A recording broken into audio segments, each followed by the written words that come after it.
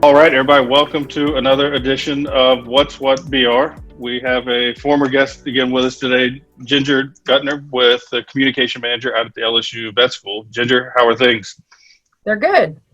Good? Busy but good. Busy but good? Yeah, Same, the vet schools stayed open the whole time, so a little different than some of the other places around campus.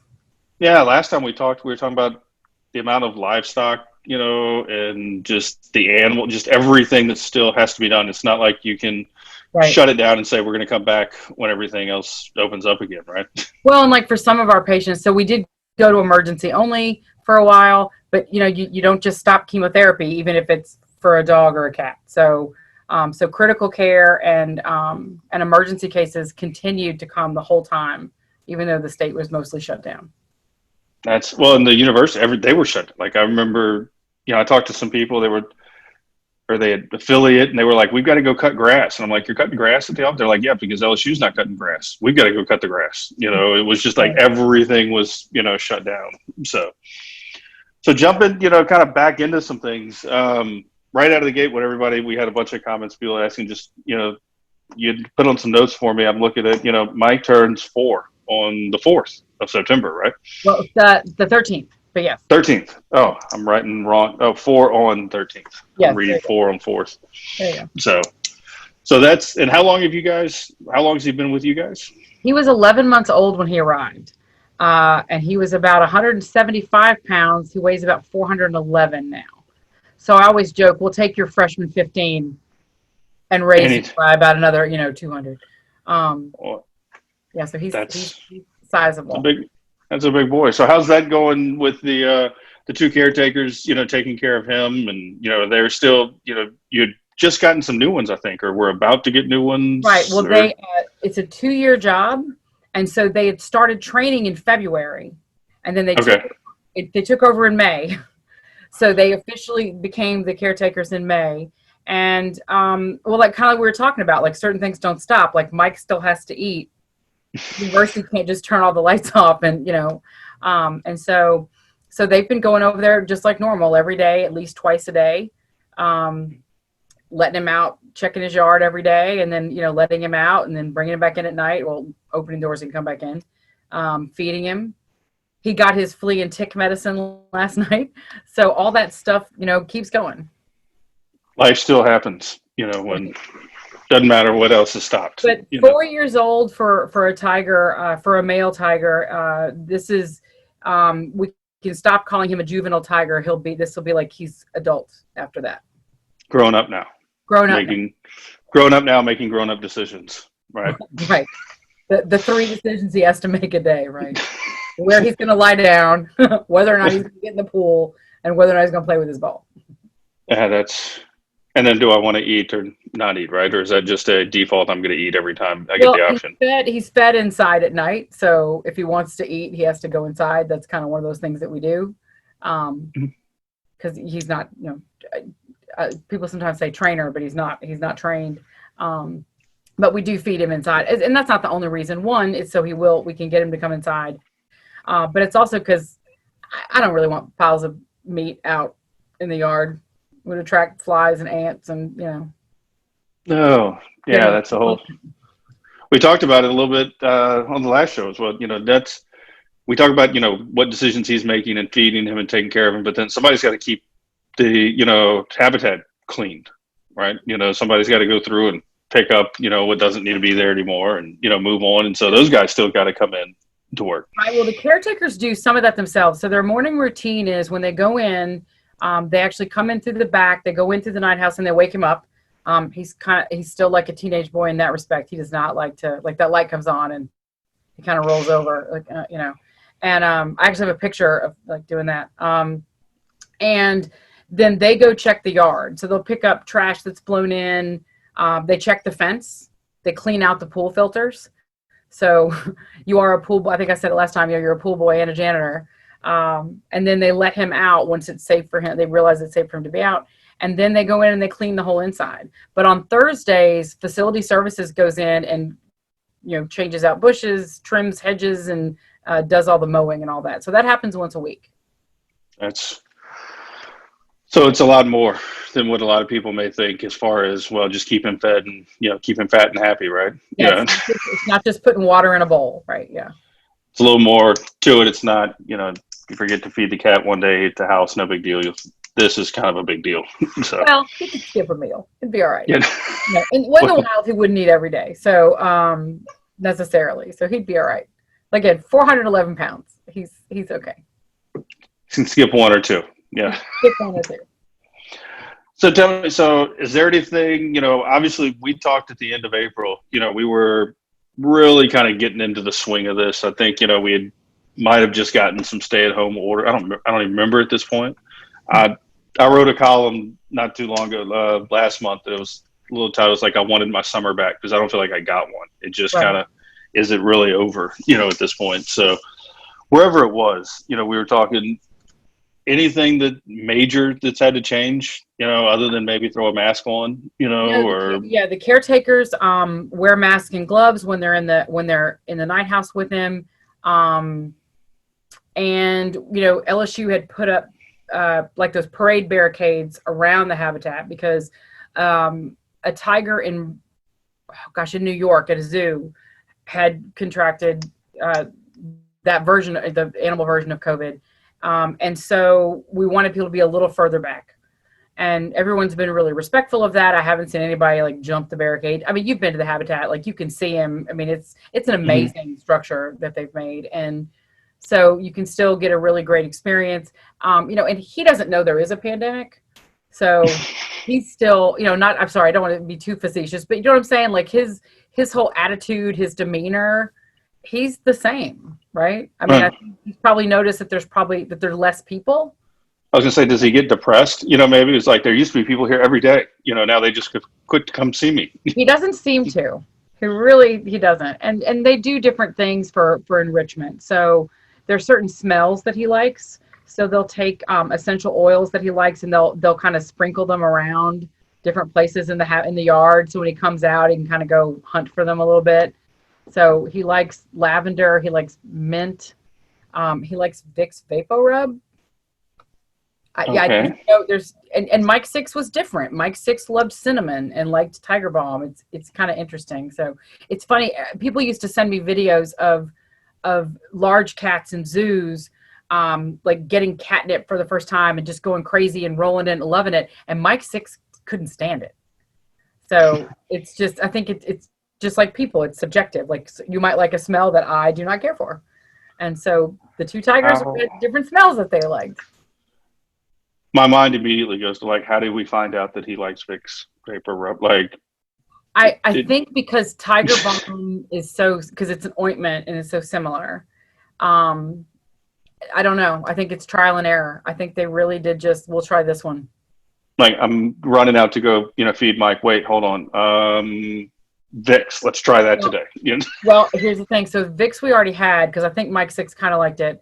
And then all the oils that they want, like I purchased those for because I have to do it through official channels.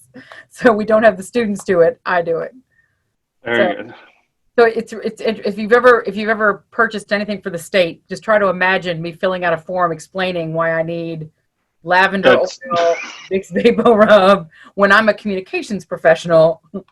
That's exactly where I was going. I was like, how does the procurement work, or how does that expense report look? I have to explain, and then like every once in a while I buy a turkey. And again, it's approved.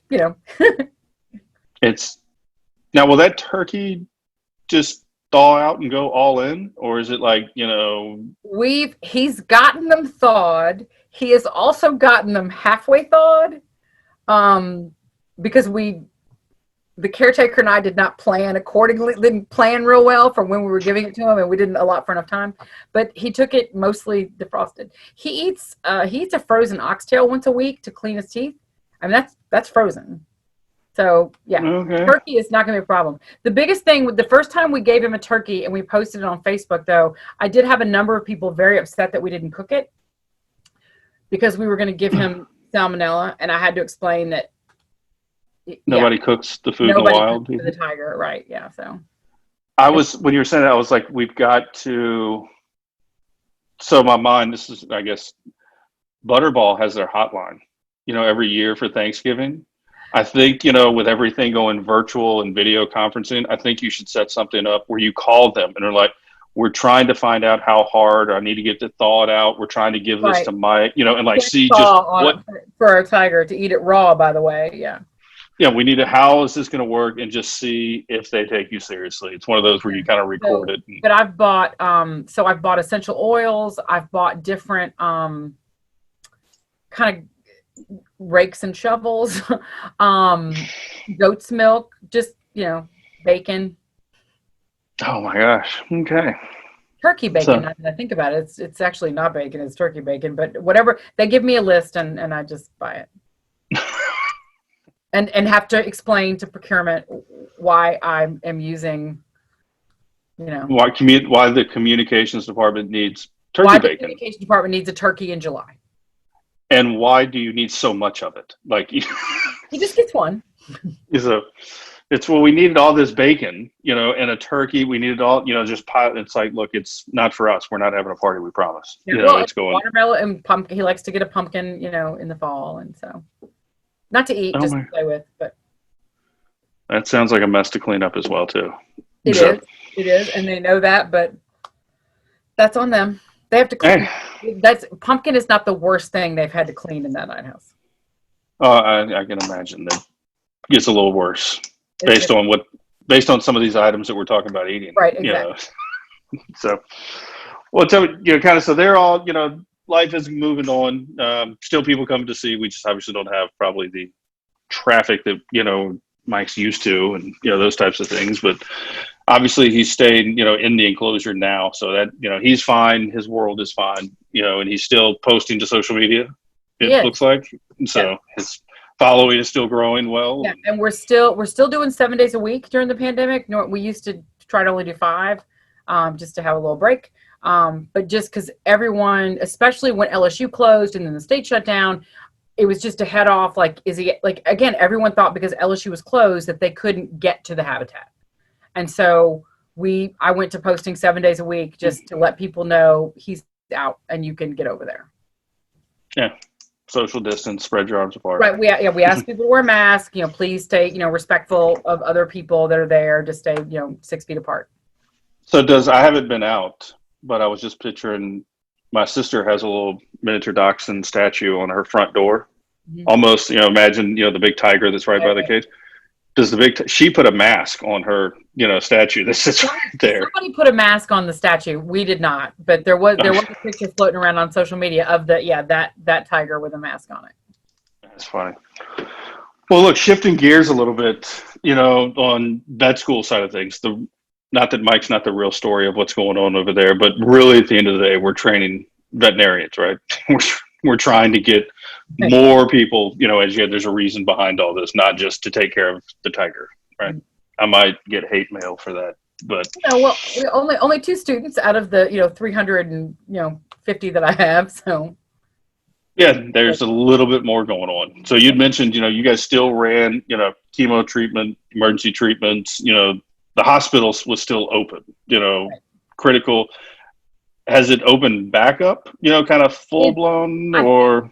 I should know the answer because it's getting a little bit more.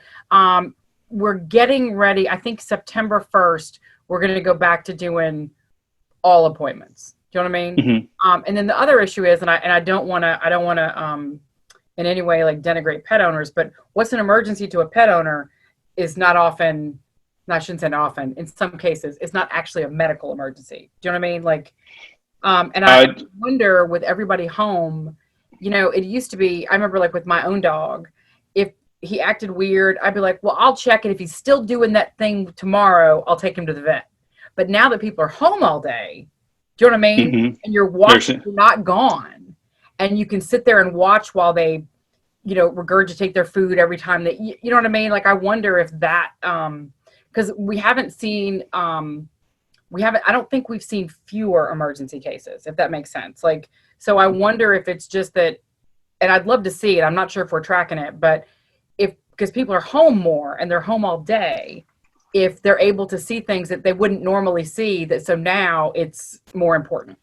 Do you guys ever see, and the thought that comes to mind is the old saying, failure to plan on your part does not constitute an emergency on my part?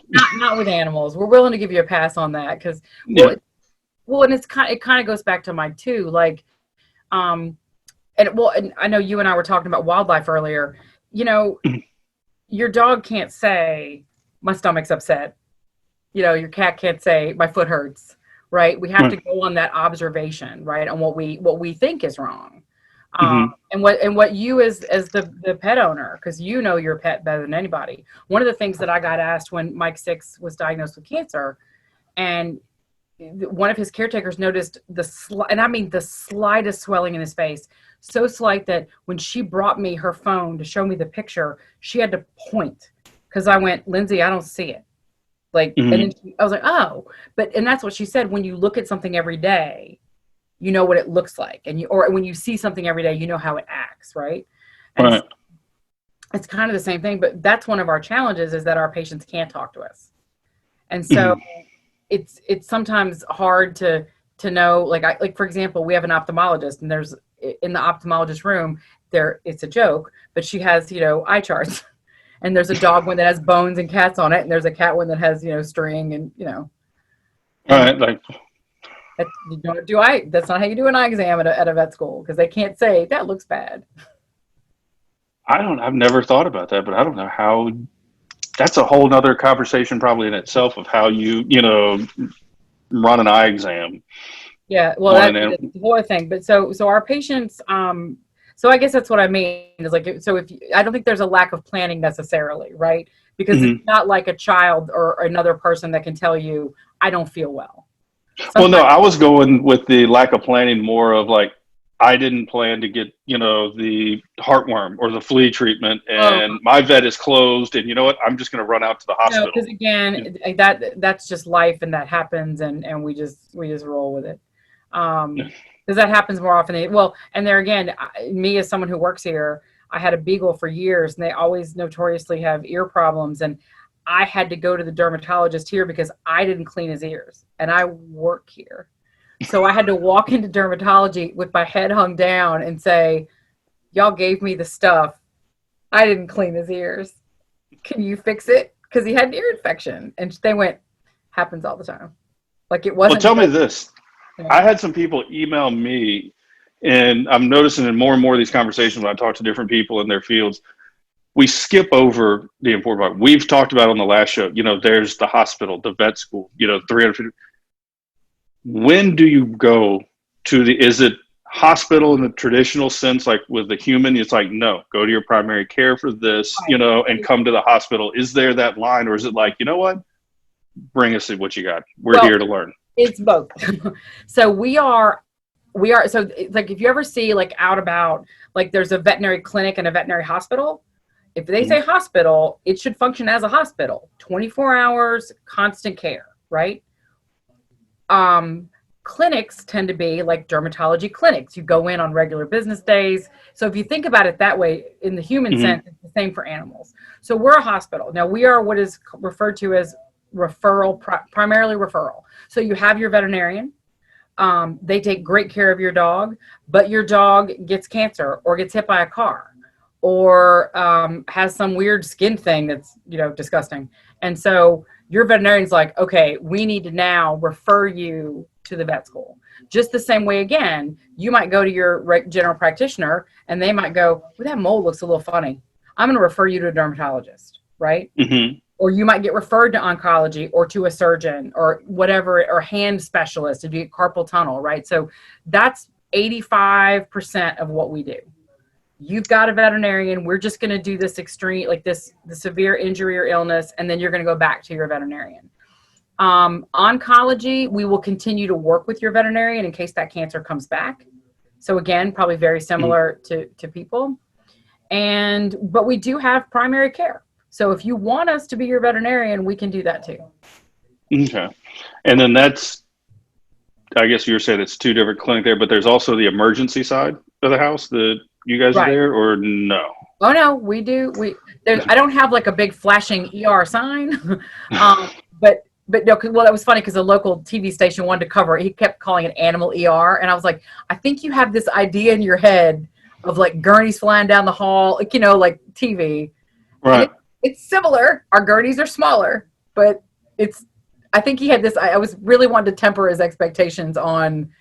There was no big red door. It's yeah, it's just a regular door. But no, yeah, we do emergencies 24/7. Okay. Yeah, I think I've brought it. I did the. I think I've done a couple back surgeries on miniature dachshunds. In my day, that it's always in the middle of the night. Something happens, and it's like that's where people go, and that's what people were asking. I'd gotten some emails. It's like, well, is it the vet school? Is it with the tiger? Is it emergency? Yeah. To all of those things. All of those things. Yes.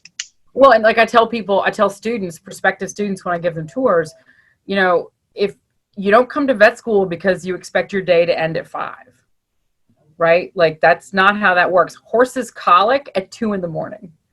Right. So, and the way our school, it's a medical school, so it's a 4-year program. The first 2.5 years you're in class, so you're in lectures and labs. The last year and a half, it's like 15 months, you're in the hospital. So you don't do a semester of oncology. You do a 2-week block of oncology. So you are seeing patients, you're helping to do all the things, you're helping with treatments. So, but at that point you have to let us know what type of medicine you think you want to practice. So horses, other large animals, like if you work on a farm, small animal, you're going to be in town, you're going to do dogs and cats. If you just want to do exotics, which we have some people that do that. And then we have, it's called mixed practice, which maybe you're going to go live in some rural area where you're taking care of guinea pigs and cows. Like you're doing all the things. And that's a thing, right? And so I always tell the students is that just because you want to be a dog and cat veterinarian, you still have to take the equine block, and you should pack a bag. Because, like I said, those horses come in at 2 a.m. and need sometimes surgery, and it lasts a long time. So. Now. Is there? I guess my last kind of question: do you have the ability to specialize other than like oncology or optimal? Like I'm gonna stick it out another 2 years and become. So you get your 4 years, you get your veterinary degree, and then you do an internship, and that's usually what we call a rotating internship, where you have to kind of like the last part of vet school, where you do a little bit of each thing to figure out exactly what you want. And then you do a residency. So you can, like you're saying, we have board certified oncologists. That's all they do is treat cancer in animals. So every specialty you have for people, pretty sure we have all of them for animals. So I got surgeons, anesthesiologists, dermatologists, ophthalmologists, all the ologies. I got all of them. Oncology. Now we have some that are a little different. We have exotic medicine is another one. So I have an avian specialist. I have a bird guy, and then I have 2 reptile guys. And then you have internal medicine is another specialty. So, and there's large and small, and Oh my gosh. That was all the same. Same thing. It's all the same thing. Same song, different verse. Yeah. Right. When I was pregnant with my daughter, I was joking. I was like, y'all could ultrasound me. And they were like, ooh, gross. People are I believe there was a story, and won't get into all the details, where I had what was believed appendicitis, but we knew, the veterinarian.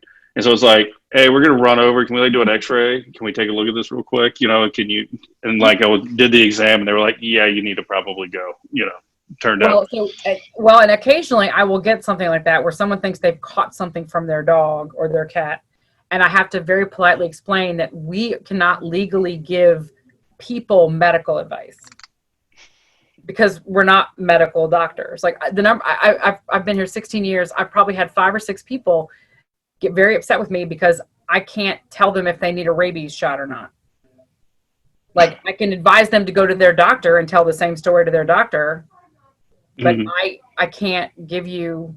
Well, I'm not even a veterinarian. I can't even give, if your dog can't do nothing for you. But the vet school can't do that. And or people want us to identify some snake in their yard, whether or not it's venomous.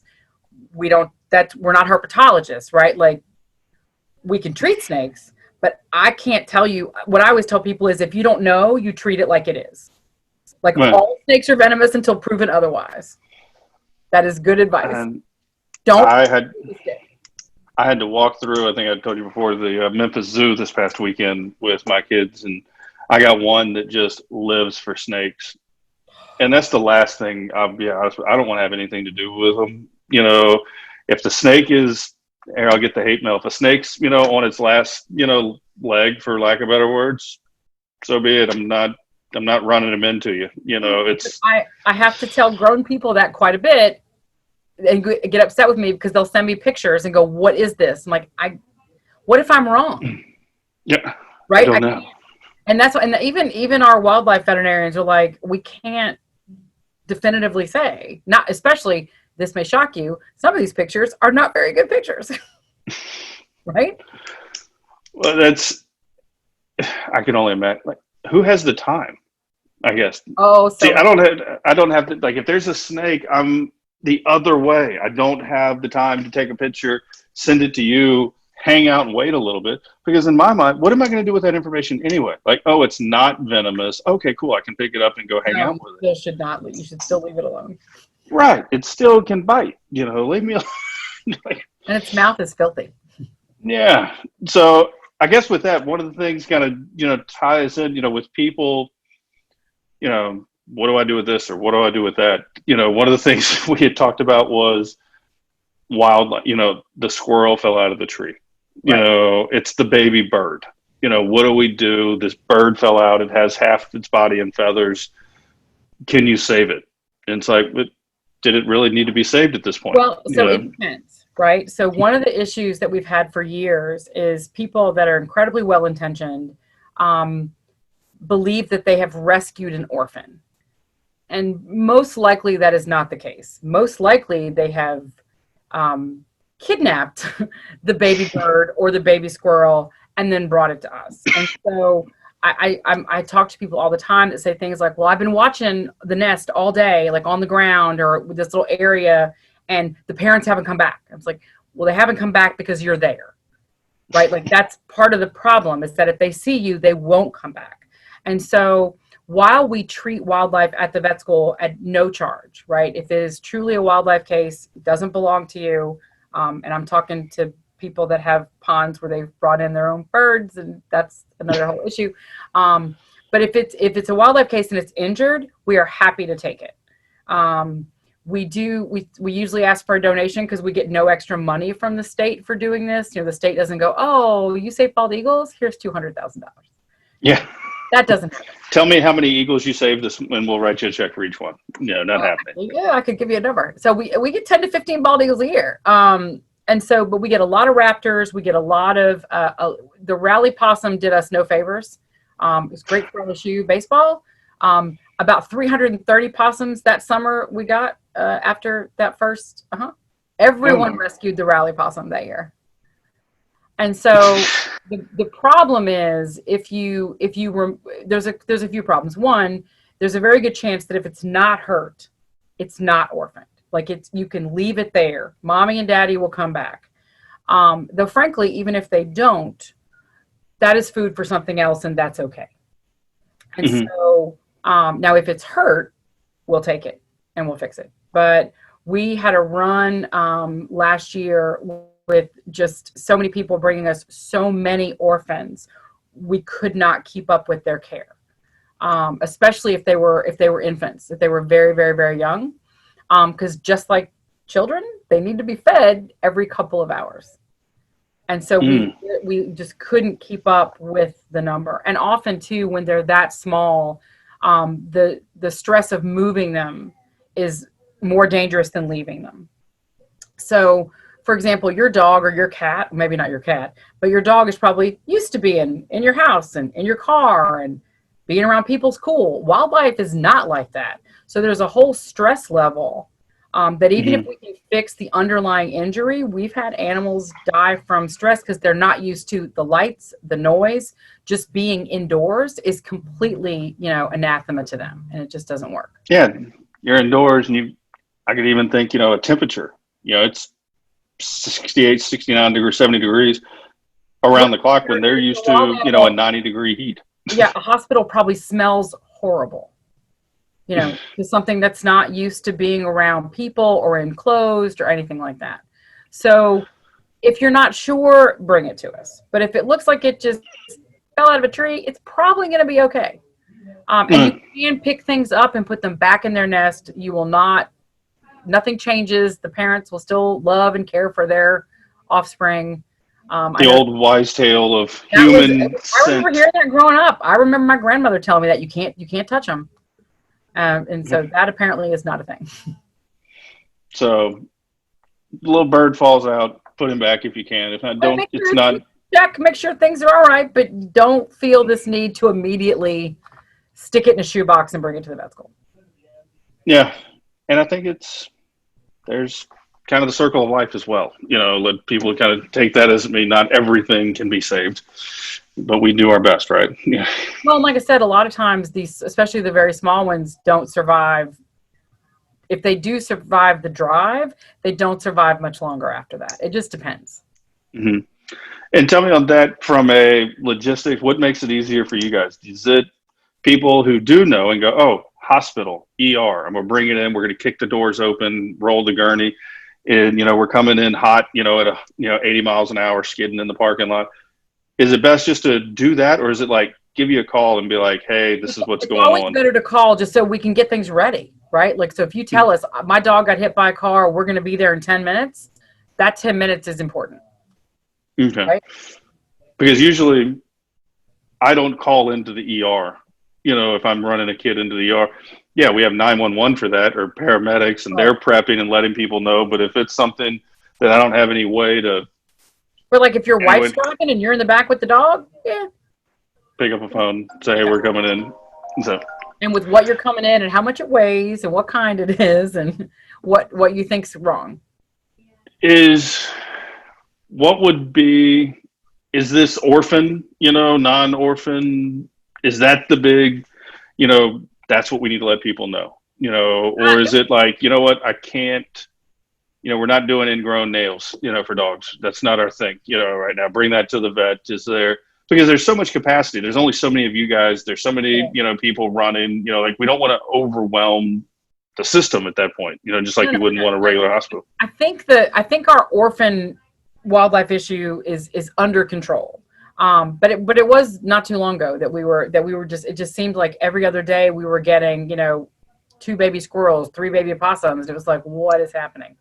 And honestly, going back to COVID, I think part of that was people were walking around more because they weren't at work, and they were finding more stuff. So right. I think that's tempered off, but it reached a point that, and it was very stressful for the students, right? You don't want to bottle feed something for 2 days and then have it not make it, right? Like for them, psychologically, that's hard. Like you don't go to vet school for that. You go to vet school to save things. Right. So, and sure, if it's 1 or 2, but if it's like 10 a week, I'm not saying it was that many, but you know what I mean? Like if it's kind of like this constant, rotation of it, then that's hard. Another question I wanted to, throw out to you. Somebody emailed, I think I made a couple, is there a point to where, or is there a way, a parent or somebody can come see it without, the emergency? Or is it like, hey, can they kind of get a tour and walk around and see, like, is this something that I want to do, Normally, yes. Pre-COVID, yes. So what we did not do individual tours for, hey, my 12-year-old wants to go to vet school. Frankly, if we did that, we'd have to hire someone just to do that. So we had open house for that. So open house, 1 day a year, the whole building's open. It's like it's a self-guided tour. All the students do exhibits. You can talk to vet students, like the zoo comes. Hopefully we can do it. It's usually in January, fingers crossed. And then if you were what we call the prospective student, if you were at least a junior in high school or older, then we would do individual tours. And we have a little system online where you'd fill out a form and say, where you were in school and, I want to go to vet school.